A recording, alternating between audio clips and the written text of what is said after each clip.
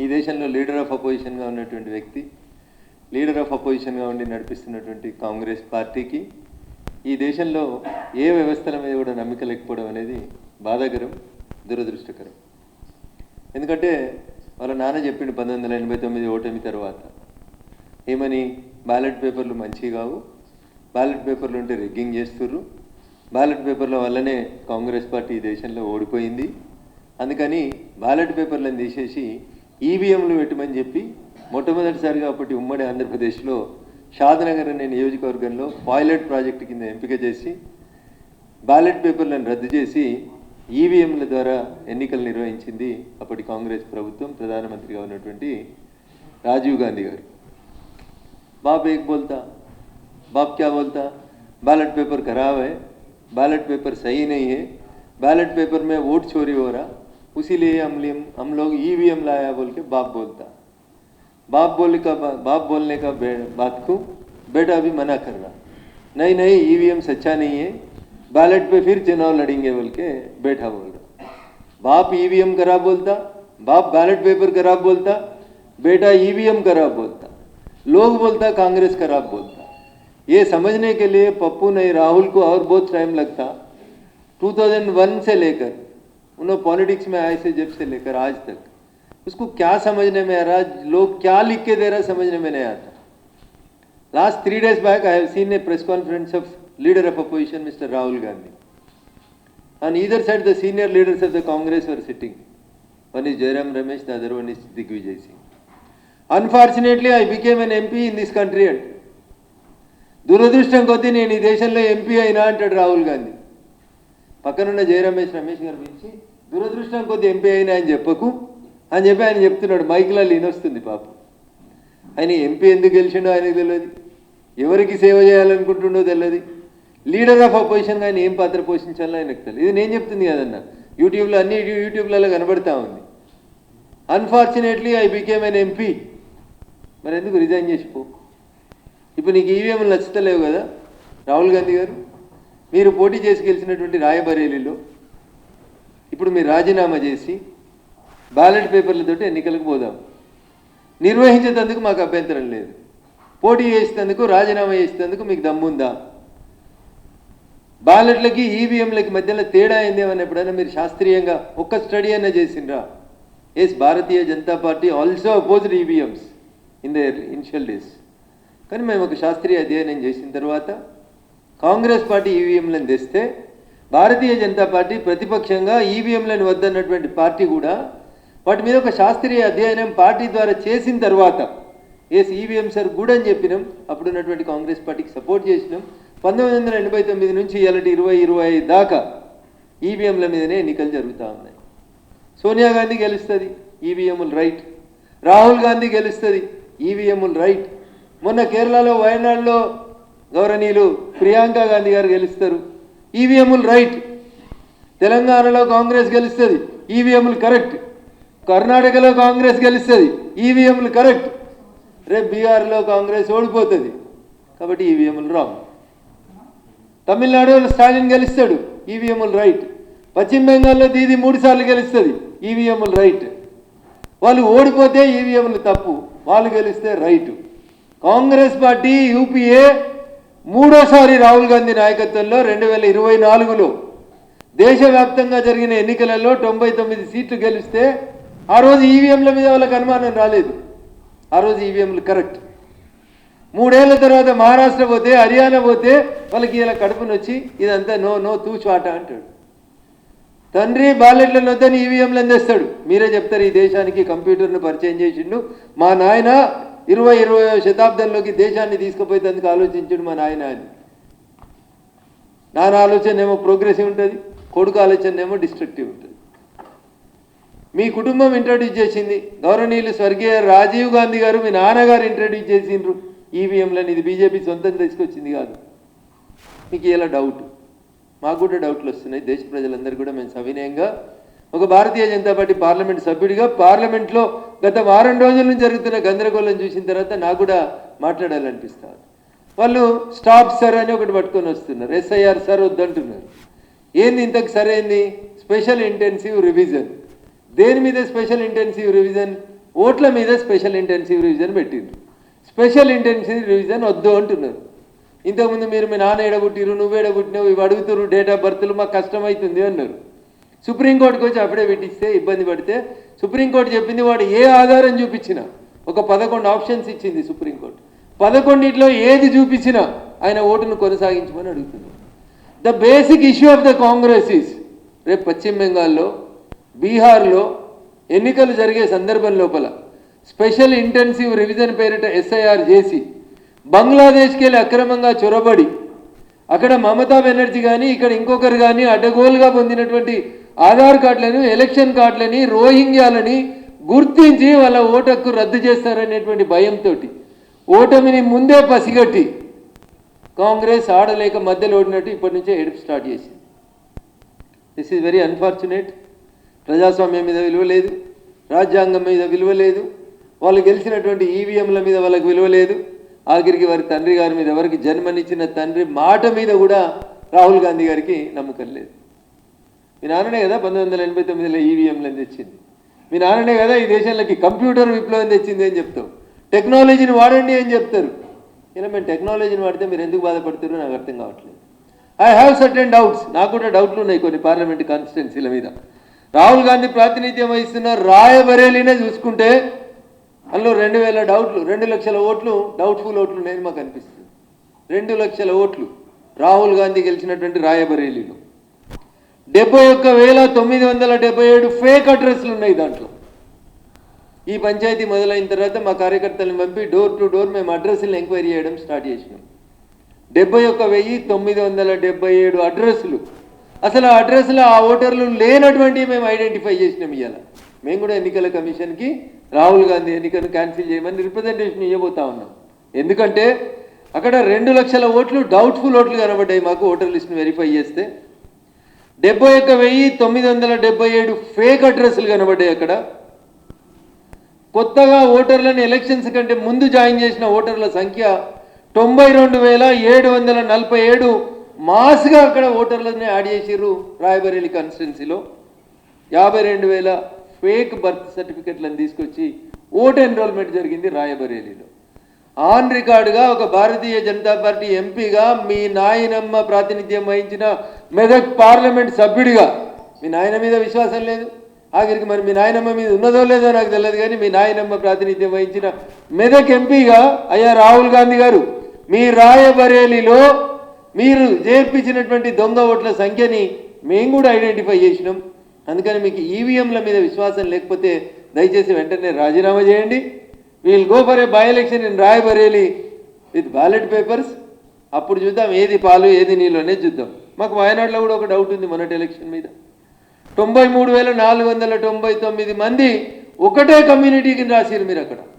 93,499 మంది ఒక వర్గం ఓటర్లు ఓటేసి అక్కడ ప్రియాంక గాంధీని గెలిపించారు. వాళ్ళు ఎవరు, ఆ ఓట్లు ఏందనేది దేశ ప్రజలకు అర్థమవుతాయి. 93,499 మంది ఒకే వర్గానికి సంబంధించిన వాళ్ళు ఓటేసారు మొన్నటి ఎన్నికలలో, వాయనాడు ఎన్నికలలో. మాకు కూడా డౌట్ ఉంది. బెంగాల్లో డైమండ్ హార్బర్ అనేటువంటి కాన్స్టిట్యున్సీ, మమతా బెనర్జీ అల్లుడు అభిషేక్ బెనర్జీ గారు ప్రాతినిధ్యం వహించినటువంటి బెంగాల్లో ఉన్నటువంటి డైమండ్ హార్బర్ అనేటువంటి కాన్స్టిట్యున్సీ మీద మాకు అనుమానం వచ్చింది. అట్లే డింపుల్ గారు, అఖిలేష్ గారు, శ్రీమతి డింపుల్ గారు ప్రాతినిధ్యం వహిస్తున్న నియోజకవర్గం, అఖిలేష్ గారు ప్రాతినిధ్యం వహిస్తున్నటువంటి నియోజకవర్గం కన్నౌజ్ కానీ, మైన్పూరి కానీ, వీటిలలో కూడా దొంగ ఓట్లు చాలా వచ్చినట్టు మాకు డౌట్ వస్తూ ఉంది. అడిషన్స్ అండ్ డిలీషన్స్ని ఒక్కొక్క ఓటును పట్టుకొని మేము ఒక్కొక్క ఓటర్ని వెరిఫై చేస్తున్నాం. అరే 2 ఓట్లు పట్టుకొని నువ్వు లొల్లి పెడుతున్నావు కదా రాహుల్ గాంధీ గారు, మేము 2 లక్షల ఓట్లు నీ నియోజకవర్గంలో ఐడెంటిఫై చేసినాం, మేము కూడా కంప్లైంట్ పెట్టాలనుకుంటున్నాం. సార్ ఎందుకు తీసుకొచ్చింది భారతీయ జనతా పార్టీ నాయకత్వంలోని ఎన్డీఏ ప్రభుత్వం అంటే దొంగ ఓట్లను అరికట్టేందుకు, డూప్లికేషన్ ఆఫ్ ఓట్స్ని ఎలిమినేట్ చేసేందుకు, ఒక వర్గానికి సంబంధించినటువంటి ప్రజలకి అడ్డగోలుగా చొరబాటు చేసి ఈ దేశంలోకి వచ్చిన వాళ్ళకి ఓట్లు ఇస్తుంటే వాటిని అన్నింటినీ ఆపాలనేటువంటి ఒక ఉద్దేశంతో సర్ అనేటువంటి ఒక కార్యక్రమం స్పెషల్ ఇంటెన్సివ్ రివిజన్ పేరిట ఈ దేశ ప్రజల ఓట్లని కాపాడేందుకు దొంగతనంగా ఈ దేశంలోకి చొరబడినటువంటి రోహింగ్యాలు, బంగ్లాదేశీలకు ఇచ్చినటువంటి తప్పుడు ఓట్లను తీసేద్దామని చెప్పి ప్రయత్నం చేస్తా ఉన్నాం. It is there in the Assam, it is there in the West Bengal, it is there in the Bihar, హైదరాబాద్లో కూడా ఉన్నాయి, ఆఖరికి నా మెదక్ పార్లమెంట్లో కూడా ఉన్నాయి. సదాశివపేటలో రోహింగ్యాల కోటి ఇచ్చిర్రు, ఇస్నాపూర్లో రోహింగ్యాల కోటి ఇచ్చిర్రు, ఐలాపూర్లో నిన్ను ఐడెంటిఫై చేసినాం, సుమారు 1000 దొంగోట్లను ఐడెంటిఫై చేసినాం. ఇవి కనబడతలేవా రాహుల్ గాంధీ గారు? ఇక్కడ అధికారంలో ఎవరున్నారు? కాంగ్రెస్ పార్టీ ఉంది. కాంగ్రెస్ పార్టీతో చేయించారు. ఇంతకుముందు టీఆర్ఎస్ కూడా ఇట్లా ఆరోపణలు చేసింది. ఏమని? ఈవీఎంలను ట్యాంపర్ చేస్తారు, ఈవీఎంలను ట్యాంపర్ చేస్తారు అని. వాళ్ళ అధికారంలోకి వచ్చే కంటే ముందు ఒకసారి ఎలక్షన్స్లో వారు కొంతమంది ఎమ్మెల్యేలని రిజైన్ చేయించి పోటీ చేయించారు. కొన్ని టీఆర్ఎస్ గెలిచింది, కొన్ని టీఆర్ఎస్ ఓడిపోయింది. తర్వాత వాళ్ళు కూడా వాళ్ళ పద్ధతిని, వాళ్ళ అవగాహనని మార్చుకున్నారు. కానీ కాంగ్రెస్ వాళ్ళ నాయకులలో పెద్ద పెద్ద వాళ్ళు గెలిస్తేనేమో మంచి గెలిచిర్రు, ఈవీఎంలు మంచి అంటారు. ఓడిపోతే మాత్రం ఈవీఎంల మీద బురద తల్లి ప్రజలలో లేనిపోని అనుమానాలు రేకెత్తించేటువంటి ప్రయత్నం చేస్తారు. దీనికి అంతా కారణం వీళ్ళకి ఫండింగ్ చేసేటువంటి ఫారిన్ ఏజెన్సీస్ ఏవైతే ఉన్నాయో వాళ్ళు వీటిని ఫండింగ్ చేస్తూ నరేంద్ర మోడీ గారి నాయకత్వంలో ఈ దేశ ఆర్థిక వ్యవస్థ 11వ స్థానం నుంచి 3వ స్థానానికి ఎదుగుతుంటే, ప్రపంచంలో నరేంద్ర మోడీ గారి నాయకత్వం రోజు రోజుకి బలపడుతుంటే, ఎదుగుతున్నటువంటి భారత ఆర్థిక వ్యవస్థను చిన్నాభిన్నం చేసేందుకు కొంతమంది ఈ దేశం మీద కక్షగట్టినటువంటి దుర్మార్గులు, ఈ దేశం లోపల ప్రజల చేత మన్నన పొందలేనటువంటి వ్యక్తులు తీసుకొచ్చినటువంటి ఈ పంచాయతీ, పైసల పంచాయితీ, ఈ తప్పుడు వార్తలు రాస్తున్నటువంటి కొన్ని ఏజెన్సీస్, కొన్ని ఇదంతా డీప్ స్టేట్ పేరిట కుట్ర జరుగుతూ ఉంది భారతదేశం మీద. సొరేన్ అనేటువంటి ఒక దళారి పైసలు ఇచ్చి ఈ దేశంలో ఉన్నటువంటి మీడియాను, సంస్థల్ని, ఏజెన్సీస్ని ఖరాబ్ చేసి ఈ దేశ ప్రతిష్టను దిగజార్చేందుకు చేస్తున్నటువంటి కుట్రలో అయ్యా రాహుల్ గాంధీ గారు మీరు పావుగా మారిండ్రు, ఈ దేశ ప్రతిష్టను దిగజారుస్తూ ఉన్నారు. దయించి ఫ్యాక్ట్స్ ఏందనేది తెలుసుకోండి. దురదృష్టవశాత్తు నేను ఎంపీనైనా అంటే రాయబరేలి ప్రజలు ఆలోచించుకోవాలి. ఇలా ఆయన మాట్లాడుతున్నటువంటి మాటలేంది, ఎందుకు మాట్లాడుతున్నాడు అనేది దయచేసి ఒకసారి ఆలోచించుకోవాలి. భారతీయ జనతా పార్టీ నరేంద్ర మోడీ గారి నాయకత్వంలో మేము సిఏ తీసుకొచ్చినా, ఎన్ఆర్సీ తీసుకొచ్చినా, లేకపోతే ఇంకొకటి తీసుకొచ్చినా, ఏ సబ్జెక్ట్ని భారతీయ జనతా పార్టీ నరేంద్ర మోడీ గారి నాయకత్వంలో ఈ దేశ హితం కోసం చేసిన కాంగ్రెస్ పార్టీ, రాహుల్ గాంధీ విదేశీయుల చేతులల్లో అక్కడ ఒక పావుగా ఏజెంట్గా మారినటువంటి వీళ్ళు పనికిరానటువంటి చెత్త అన్ని చేస్తూ వస్తూ ఉన్నారు. దురదృష్టం. చరిత్ర చెప్పాలంటే మీకు తెలియంది కాదు. జవహర్లాల్ నెహ్రూ గారు ఓటు రాకున్నా కానీ ప్రధానమంత్రి అయ్యాడు. అది కాంగ్రెస్ పార్టీ అంతర్గత వ్యవహారం అనుకుంటే, దొంగ ఓట్లతోటి గెలిచిందని ఇందిరమ్మను కోర్టు శిక్షిస్తే ముఖం ప్రజలకు చూపెట్టలేక నెత్తి మీదకి వెళ్ళి కొంగు కప్పుకొని బయటికి పోయి దేశానికి కొంగు కప్పింది, ఎమర్జెన్సీని తీసుకొచ్చింది, ప్రజల కళ్ళు కప్పింది. ఇది మీ కాంగ్రెస్ చరిత్ర. ఏ రాజ్యాంగ వ్యవస్థను మీరు ఒప్పుకోరు. సుప్రీంకోర్టు షాబాను అనే ముస్లిం మహిళకి భరణమీమని చెప్తే సుప్రీంకోర్టు ఇచ్చిన జడ్జిమెంట్ని బయట పారేసి ఆర్డినెన్స్ తీసుకొచ్చి ముస్లిం ఆడబిడ్డలకి భరణమీయొద్దన్నారు. అంబేద్కర్ గారిని గౌరవించారు, భారత రాజ్యాంగాన్ని గౌరవించారు, భారత రాజ్యాంగం ద్వారా వచ్చినటువంటి న్యాయ వ్యవస్థల్ని గౌరవించారు. ఆఖరికి నిన్నగాక మొన్న ఎంపీ అయినటువంటి ప్రియాంక గాంధీ కూడా జడ్జీలు ఎవరు మా అన్న గురించి మాట్లాడేందుకు ఉంటుంది. న్యాయ వ్యవస్థను గౌరవించారు, ఎలక్షన్ కమిషన్ని గౌరవించారు. ఆఖరికి ప్రజల కొరకు ప్రజల చేత ప్రజలే ఎన్నుకున్నటువంటి పాలకుడు నరేంద్ర మోడీ గారు ఈ దేశ ప్రధానిని కూడా మీరు కించపరిచేటువంటి రీతిలో మాట్లాడతారు. మీకు ప్రజాస్వామ్యం మీద విలువ లేదు, ప్రజాస్వామ్య వ్యవస్థల మీద విలువ లేదు. అందుకనే ప్రజలు మీకు విలువిస్తలేరు అనేది కాంగ్రెస్ పెద్దలు అర్థం చేసుకోవాలి. ఇది అర్థం కానంతసేపు కాంగ్రెస్ గాడనే ఉంటుంది, కాంగ్రెస్ గదే దుస్థితికి లోబడుతుంది. కాబట్టి ఇప్పటికైనా ఒక వ్యవస్థ మీద ఆరోపణ చేస్తున్నప్పుడు, ఒక వ్యవస్థని నిందిస్తున్నప్పుడు, అయ్యా leader of opposition Rahul Gandhi గారు దయించి శాస్త్రీయంగా ఆ వ్యవస్థ మీద స్టడీ చేసి రండి. 2 ఓట్లు తప్పు పడితేనే టీషర్ట్లు వేసుకొని వచ్చిన మీరు మరి ఒక చిన్న గ్రామ పంచాయతీలోనే నేను వారం రోజులు స్టడీ చేస్తే 1000 ఓట్లు దొరకగలిగినప్పుడు తెలంగాణ రాష్ట్రంలో స్థానిక సంస్థల్ని మీకు ఒప్పుకుంటే బ్యాలెట్ పేపర్లతో పెట్టు. కాంగ్రెస్ పార్టీ అధికారంలో ఉంది కదా, రాష్ట్రం సంబంధించిన ఎన్నికలే కదా, వెంటనే పెట్టు, బ్యాలెట్ పేపర్లతోటి పెట్టు. ఇవన్నీ నాకు నచ్చుతలేవు అంటే చక్కగా రాయబరేలు రాజీనామా చేయి, బ్యాలెట్ పేపర్లతో ఎలక్షన్లకు పోదాం. ప్రజలు ఇచ్చేటువంటి తీర్పును అప్పుడు ఆలోచిద్దాం. కాబట్టి దయించి మీకు విశ్వాసం లేదని ప్రజాస్వామ్యాన్ని మీరు అవమానపరిచేటువంటి రీతి లోపల చేయొద్దు. పారదర్శకత కోసం నరేంద్ర మోడీ గారి ప్రభుత్వం పనిచేస్తుంది. నిష్పక్షపాతంగా ఎన్నికలు జరగాలని కోరుకుంటున్నాం.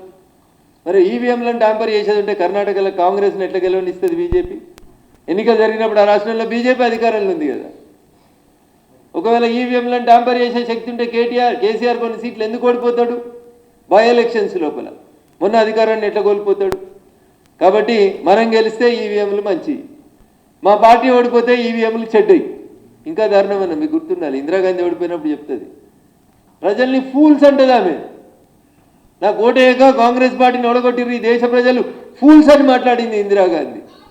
ఇగో అందుకని దయచేసి కాంగ్రెస్ పార్టీ పెద్దలకి, ఈ దేశ ప్రజలకి మేము సవినయంగా చేసేటువంటి అప్పీల్, నిజం నిద్ర లేచేసరికి అబద్ధం ప్రపంచాన్ని చుట్టొస్తుందని ఒక తత్వవేత్త చెప్పినట్టు మోడీ గారి మీద, మోడీ గారి ప్రభుత్వం మీద ప్రత్యక్షంగా సమస్యల పట్ల పార్లమెంట్లో చర్చించలేక, అవగాహన లేక, అవసరం లేని టాపిక్లను తీసుకొని వచ్చి అనవసరంగా ప్రజాస్వామ్య వ్యవస్థ లోపల చీప్గా దిగజారిపోవద్దని 125 సంవత్సరాల చరిత్ర కలిగినటువంటి కాంగ్రెస్ పెద్దలకి, లీడర్ ఆఫ్ అపోజిషన్కి ఈ సందర్భంగా నేను సవినయంగా పద్ధతి మార్చుకోమని చెప్పి చెప్పదలుచుకున్నాను.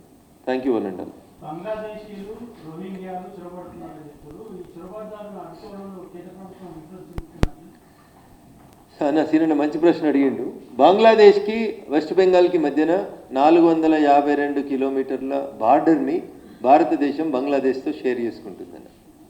భారత ప్రభుత్వం నరేంద్ర మోడీ గారు ప్రధానమంత్రి అయిన తర్వాత ఆ ప్రాంతాన్ని గోడగట్టి ఒక బందోబస్తు వ్యవస్థను ఏర్పాటు చేసి అటు నుంచి ఇటువైపు చొరబాటుదారులు రాకుండా చేద్దామని చెప్పి ఒక ప్రయత్నాన్ని భారత ప్రభుత్వం ప్రపోజ్ చేసి వెస్ట్ బెంగాల్ రాష్ట్ర ప్రభుత్వానికి ఆ ప్రపోజల్ని పంపించిందన్న. ఇప్పుడు రాష్ట్రంలో పోయి మనం ఒక గోడ, ఒక ట్రెంచ్, ఒక నిర్మాణం చేయాలంటే దానికి అనుమతి ఇవ్వాల్సింది రాష్ట్ర ప్రభుత్వం. తినడం మళ్ళీ చెప్తున్నా, దేశ ప్రజలందరికీ తెలవాలి కాబట్టి చెప్తున్నా.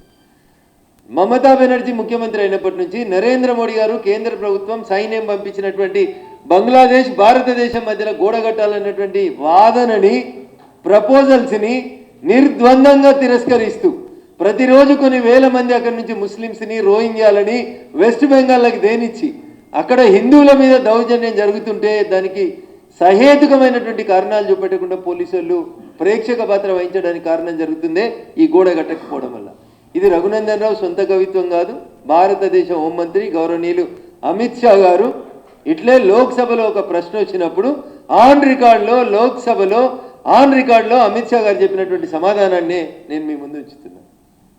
సో బంగ్లాదేశ్లోంచి వచ్చేటువంటి చొరబాటుదారులను ఆపాలంటే ఈ 452 కిలోమీటర్ల బార్డర్ ఏదైతుందో బంగ్లాదేశ్ భారతదేశం, దట్ ఈస్ వెస్ట్ బెంగాల్ మధ్యన, అక్కడ గోడ కట్టడం ఎప్పుడు జరుగుతుందంటే రేపు వెస్ట్ బెంగాల్లో దీదీని ఇంటికి పంపించిన తర్వాత మేము గోడ కడతాం, అక్రమ చొరబాటుదారులను ఆపుతాం, ఆ లోపల SIR పేరిట చొరబాటు చేసుకున్నటువంటి వాళ్ళందరినీ కూడా మళ్ళీ వెనక్కి పంపించేస్తాం. ఆఖరికి మా జిన్నారం మదర్సాల దొరికినటువంటి బంగ్లాదేశీయులను కూడా తెలంగాణ నుంచి బయటికి పంపుతాం, భాగ్యనగరంలో ఉన్న రోహింగ్యాలను కూడా బయటికి పంపుతాం.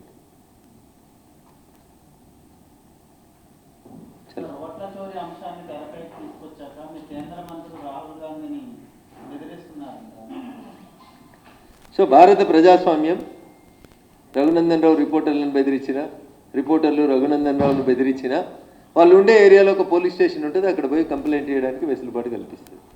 గౌరవనీయులు రాహుల్ గాంధీ గారికి దరఖాస్తు రాయడం రాకపోతే వాళ్ళ పార్టీలో మనీష్ తివారీలు, లేకపోతే సురేష్ కల్మాడీలు, పెద్ద పెద్దోళ్ళు ఉన్నారు, ఎట్లెట్లా కంప్లైంట్లు డ్రాఫ్ట్ చేయాలని చెప్పేటోళ్ళు, పెద్ద పెద్ద అడ్వకేట్లు, కపిల్ సిబాళ్ళు ఉన్నారు. వాళ్ళతో కంప్లైంట్ రాపించి దరఖాస్తు ఇవ్వండి, తప్పకుండా కేసు రిజిస్టర్ చేసి ఇన్వెస్టిగేషన్ చేస్తాం. ఇప్పుడు రఘునందన్ రావును కూడా బెదిరిస్తున్నారు, మరి వింటున్నారు మీరు. నేను కూడా పోయి కంప్లైంట్ ఇస్తా ఉన్నా, అట్లా రాహుల్ గాంధీ గారిని కూడా వచ్చి కంప్లైంట్ ఇవ్వమని FIR చేసి ఇస్తాం, ఇన్వెస్టిగేషన్ చేస్తాం. ఆయన ప్రాణాలకు 30 అని ఉంటుంది, కాంగ్రెస్ వాళ్ళతో ఉంటుంది తప్ప బయట వాళ్ళతో ఎవరితో ఉండదు. ఎందుకంటే సొంత పార్టీలనే ఆయనకి ఏమున్నదో ఏం లేదో నాకు తెలియదు, కానీ అట్లా అనిపిస్తుంది నా మనసు.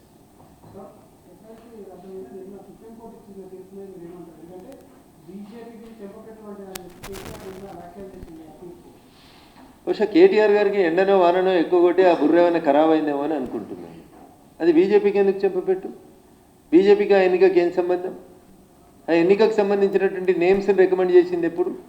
దాసోజు శ్రవణ్ గారిని, కుర్రా సత్యనారాయణ గారిని రికమెండ్ చేసినప్పుడు రాష్ట్రంలో అధికారంలో ఉన్న పార్టీ ఏంది? ఎండదెబ్బ కొడుతుందేమో అడుగురు కేటీఆర్.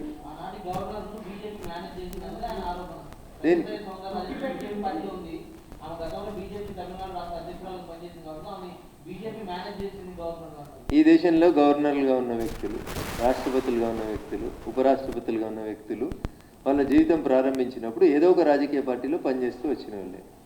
దానికి ఆ కుర్చీలకు పోయే వాళ్ళు బాధ్యతలు తీసుకున్న తర్వాత ఉండేటువంటి లింక్కి ఏం సంబంధం లేదు.